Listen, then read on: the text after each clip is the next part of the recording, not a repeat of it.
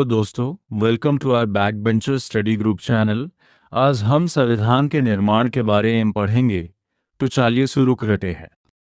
Q1 भारतीय संविधान का निर्माण कब और कैसे शुरू हुआ? आंसर, भारतीय संविधान का निर्माण 1946 में संविधान सभा के गठन के साथ शुरू हुआ, जिसमें प्रांतीय विधानसभाओं के निर्वाचित प्रतिनिधियों को शामिल किया गया और उन्होंने मिलकर भारत के शासन की रूपरेखा तैयार की। Q2 संविधान सभा की पहली बैठक कब हुई और इसका महत्व क्या था? आंसर, संविधान सभा की पहली बैठक 9 दिसंबर 1946 को हुई, जो भारत के लोकतांत्रिक भविष्य की नींव रखने वाली ऐतिहासिक घटना थी। Q3 संविधान सभा की पहली बैठक की अध्यक्षता किसने की? आंसर, पहली बैठक की अध्यक्षता अस्थायी अध्यक्ष डॉक्टर सच्चिदानंद सिन्हा ने की, जो सभा के सबसे वरिष्ठ सदस्य थे। Q4 संविधान सभा के स्थायी अध्यक्ष कौन थे और उनकी भूमिका क्या थी? आंसर, डॉक्टर राजेंद्र प्रसाद को स्थायी अध्यक्ष चुना गया, जिन्होंने पूरी प्रक्रिया को सुव्यवस्थित ढंग से संचालित किया। Q5 प्रारूप समिति क्या थी और इसका गठन कब हुआ? आंसर, प्रारूप समिति संविधान का मसौदा तैयार करने वाली प्रमुख समिति थी, जिसका गठन 29 अगस्त 1947 को किया गया। Q6 प्रारूप समिति के अध्यक्ष कौन थे और उनका योगदान क्या था? आंसर, प्रारूप समिति के अध्यक्ष डॉक्टर भीमराव अंबेडकर थे, जिन्हें संविधान का मुख्य शिल्पकार माना जाता है। Q7 संविधान निर्माण में कितना समय लगा और क्यों? आंसर, संविधान निर्माण में लगभग 2 वर्ष 11 महीने 18 दिन लगे, क्योंकि हर अनुच्छेद पर विस्तृत चर्चा और संशोधन किया गया। Q8 संविधान सभा ने कुल कितने दिनों तक कार्य किया?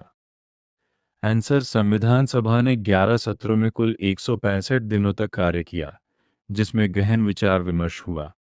Q9 भारतीय संविधान कब अपनाया गया? आंसर, भारतीय संविधान 26 नवंबर 1949 को आधिकारिक रूप से अपनाया गया। Q10 संविधान कब लागू हुआ और इसका महत्व क्या है? आंसर, संविधान 26 जनवरी 1950 को लागू हुआ, जिसे आज गणतंत्र दिवस के रूप में मनाया जाता है। Q11 संविधान निर्माण में किन देशों के संविधान से प्रेरणा ली गई? आंसर, भारतीय संविधान ब्रिटेन, अमेरिका, आयरलैंड और कनाडा जैसे देशों के संविधानों से प्रेरित है। Q12 प्रारंभ में भारतीय संविधान में कितने अनुच्छेद थे? आंसर, प्रारंभ में संविधान में 395 अनुच्छेद शामिल थे।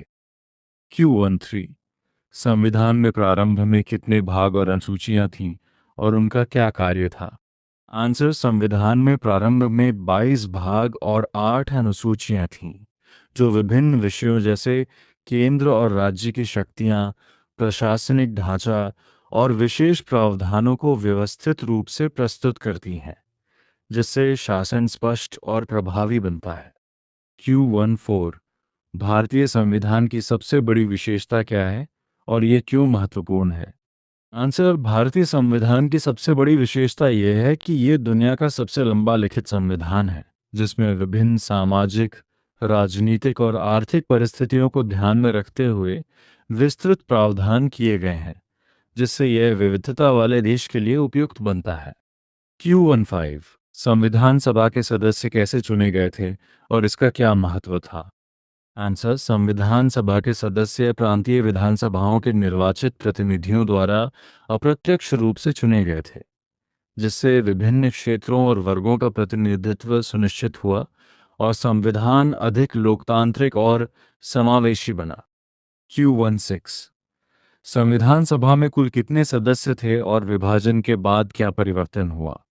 आंसर, प्रारंभ में संविधान सभा में 389 सदस्य थे, लेकिन भारत के विभाजन के बाद यह संख्या घटकर 299 रह गई, क्योंकि कुछ सदस्य पाकिस्तान चले गए। Q17 संविधान सभा का मुख्य उद्देश्य क्या था? आंसर, संविधान सभा का मुख्य उद्देश्य स्वतंत्र भारत के लिए एक ऐसा संविधान तैयार करना था जो लोकतांत्रिक, न्यायपूर्ण और समावेशी हो तथा देश के सभी नागरिकों के अधिकारों की रक्षा कर सके। Q18 संविधान में मौलिक अधिकार क्यों शामिल किए गए और उनका क्या महत्व है? आंसर, संविधान में मौलिक अधिकार इसलिए शामिल किए गए ताकि प्रत्येक नागरिक को स्वतंत्रता, समानता और न्याय मिल सके और सरकार इन अधिकारों का उल्लंघन न कर सके। Q19, संविधान में मौलिक कर्तव्यों का क्या महत्व है? आंसर, मौलिक कर्तव्य नागरिकों को देश के प्रति उनके दायित्वों का बोध कराते हैं और उन्हें जिम्मेदार तथा जागरूक नागरिक बनने के लिए प्रेरित करते हैं। Q20, संविधान में धर्मनिरपेक्षता का क्या अर्थ है और ये क्यों आवश्यक है? आंसर, धर्मनिरपेक्षता का अर्थ है कि राज्य सभी धर्मों के प्रति समान व्यवहार करता है और किसी विशेष धर्म का पक्ष नहीं लेता, जिससे देश में धार्मिक सद्भाव और एकता बनी रहती है। Q21, संविधान में समाजवाद का क्या महत्व है? आंसर, समाजवाद का उद्देश्य समाज में आर्थिक और सामाजिक समानता स्थापित करना है, जिससे सभी नागरिकों को समान अवसर और न्याय मिल सके। Q22, लोकतंत्र का क्या अर्थ है संविधान के संदर्भ में?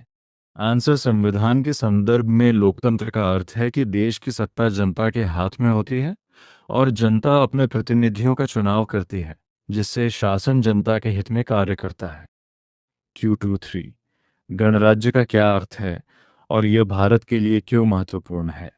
आंसर, गणराज्य का अर्थ है कि देश का प्रमुख राष्ट्रपति जनता द्वारा चुना जाता है, न कि वंशानुगत रूप से नियुक्त होता है, जिससे समानता और लोकतंत्र को बढ़ावा मिलता है। Q24, संविधान में संघीय व्यवस्था क्या है और इसका क्या महत्व है? संघीय व्यवस्था में केंद्र और राज्यों के बीच शक्तियों का विभाजन किया जाता है, जिससे प्रशासन अधिक प्रभावी और संतुलित रहता है तथा क्षेत्रीय हितों की रक्षा होती है। Q25, संविधान में स्वतंत्र न्यायपालिका क्यों आवश्यक है? आंसर, स्वतंत्र न्यायपालिका कानून के शासन को बनाए रखने और नागरिकों के अधिकारों की रक्षा करने के लिए आवश्यक है, ताकि कोई भी संस्था संविधान से ऊपर न हो सके। Q26, संविधान में संशोधन की व्यवस्था क्यों रखी गई है?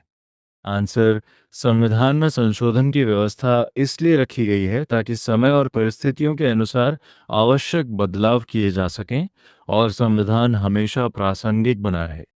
Q27, संविधान की प्रस्तावना का क्या महत्व है? आंसर, संविधान की प्रस्तावना प्रियम्बल संविधान के उद्देश्यों, आदर्शों और मूल्यों को दर्शाती है, जो देश के शासन की दिशा तय करती है। Q28, संविधान का सर्वोच्चता सिद्धांत क्या है? आंसर, संविधान का सर्वोच्चता सिद्धांत ये बताता है कि देश का सर्वोच्च कानून संविधान है और सभी संस्थाएं तथा नागरिक उसी के अनुसार कार्य करते हैं। Q29, संविधान का शासन प्रणाली पर क्या प्रभाव है? आंसर, संविधान शासन के तीनों अंगों विधायिका, कार्यपालिका और न्यायपालिका की शक्तियों और सीमाओं को निर्धारित करता है, जिससे संतुलन और नियंत्रण बना रहता है। Q30, भारतीय संविधान का समग्र महत्व क्या है? आंसर, भारतीय संविधान देश की एकता, अखंडता और लोकतंत्र की आधारशिला है, जो नागरिकों के अधिकारों की रक्षा करता है और भारत को एक संगठित, मजबूत और न्यायपूर्ण राष्ट्र बनाता है। तो आज का वीडियो यही खत्म होता है। मिलते हैं हम अपने नेक्स्ट वीडियो में।